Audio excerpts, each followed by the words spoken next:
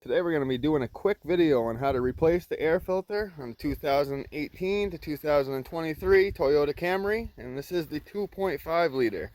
So our first step, we're going to want to go ahead and locate our air filter box, which is right here. And we're not going to need any tools to remove anything. So looking at our box, we have these two tabs. All we're going to want to do is go ahead and push down and they come off just like that. And now we can lift the front of our air box and pull it toward the front of the car. You can reach your hand in there, you can grab your filter. Go ahead, just pull it out. So if we look on the back side of the air box,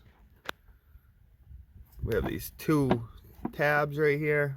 Those slide in when we go to reinstall the box. You want to make sure those are in just like that. And now to reinstall our filter, it's going to want to make sure your lines are like this, going from front to back. It won't fit the other way either way. We'll lift the front of the air box up. We'll slide our filter in.